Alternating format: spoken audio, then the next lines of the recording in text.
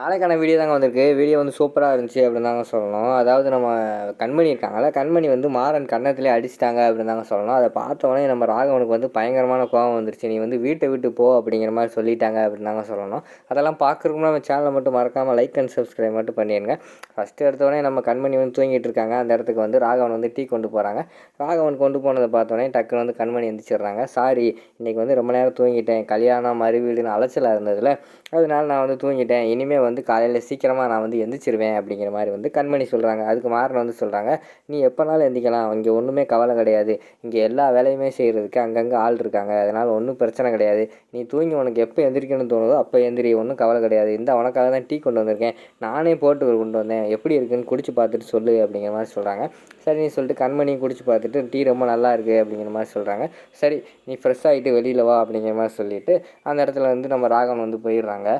அடுத்து வந்து கண்மணி கீழே இறங்கி வராங்க. அப்போ வந்து நம்ம வீரா வராங்க. வந்துட்டு, என்ன கண்மணி இவ்வளோ நேரம் தூங்கிட்டேன், நேற்று நைட் நீ மைண்டு சரியில்லைல்ல, அதனால தான் உன்னை இவ்வளோ நேரம் தூங்க விட்டேன், இல்லைன்னா அப்போல்லாம் எந்திரிச்சிருப்பேன். நீ வந்து சீக்கிரமாகவே இனிமேல் எந்திரிச்சிரு, வீட்டில் என்னென்ன வேலை செய்யணும்னு பாரு, அந்த அம்மா பார்த்தையில ஆல்ரெடி நம்மளை என்ன குறை சொல்லணும்னு சொல்லிட்டு சுற்றிக்கிட்டே இருக்குது, நீ லேட்டாக இருந்துச்சுன்னா ஏதாவது சொல்லும், அதனால் போய் சமையக்கட்டில் போய் ஏதாவது வேலை இருந்தால் பாரு அப்படிங்கிற மாதிரி வந்து வீரா சொல்கிறாங்க.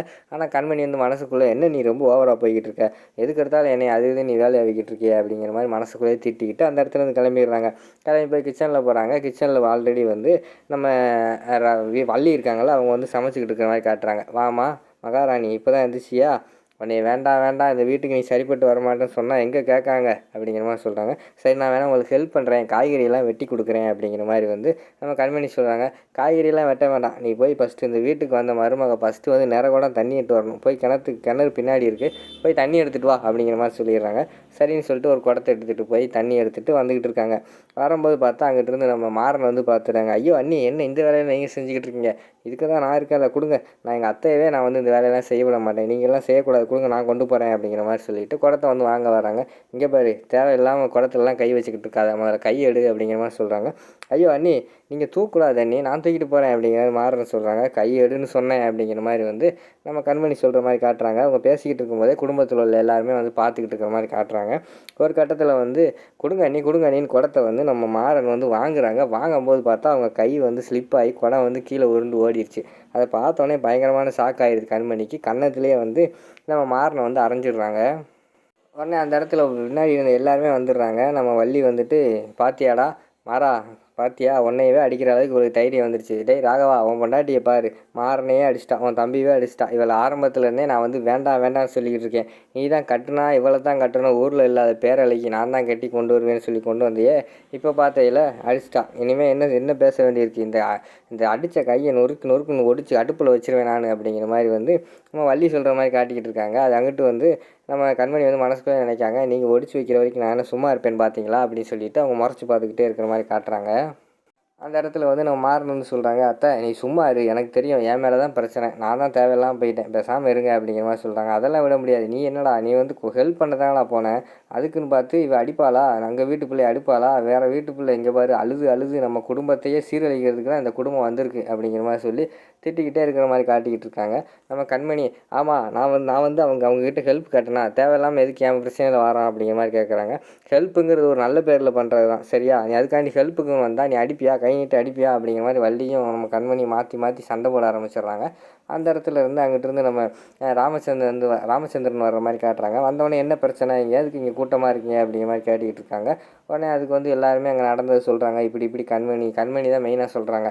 மாமா, நான் வந்து குடம் தூக்கிட்டு வந்தேன், அதை வந்து இவர் வந்து வாங்க வந்தார், ஆல்ரெடி வந்து நேற்று ஃபோட்டோ விழுந்ததுக்கு என்னை தான் அபசகுனம் சொல்லி திட்டினாங்க, இன்றைக்கி வந்து குடம் வேறு வந்துருச்சு, இதில் என்னென்ன என்னை சொல்லி திட்ட போகிறாங்களோ நான் பயத்தில் வந்து நான் அடிச்சிட்டேன் அப்படிங்கிற மாதிரி சொன்னோடனே ராமச்சந்திரன் சொல்கிறாங்க, எனக்கு வந்து கண்மணி சொல்கிறதான் சரின்னு தோணுது, இவன் எதுக்கு தேவையில்லாமல் வரான், இவனோட பிரச்சனை வரும்னு சொல்லி தான் நான் கல்யாணத்துக்கே அவனை வந்து ஓரமாக இருக்க சொன்னேன், இப்போ வந்து வீட்டிலே வந்து பிரச்சனை பண்ணிட்டானா, ஏன்டா இப்படி பண்ணிக்கிட்டு இருக்க அப்படிங்கிற மாதிரி சொல்லிட்டு ராமச்சந்திரன் திட்ட ஆரம்பிச்சிடுறாங்க.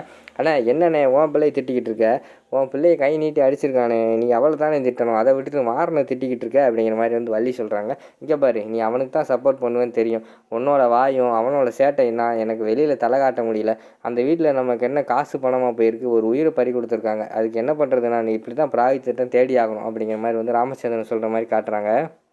எனக்கு வந்து அவள் பண்ணது சாரி கண்மணி பண்ணது வந்து தப்பாக தெரியலை அப்படிங்கிற மாதிரி சொல்லிவிட்டு எல்லோரும் வீட்டுக்குள்ளே போங்க அப்படிங்கிற மாதிரி சொல்லிவிட்டு ராமச்சந்திரன் சொல்கிற மாதிரி காட்டுறாங்க.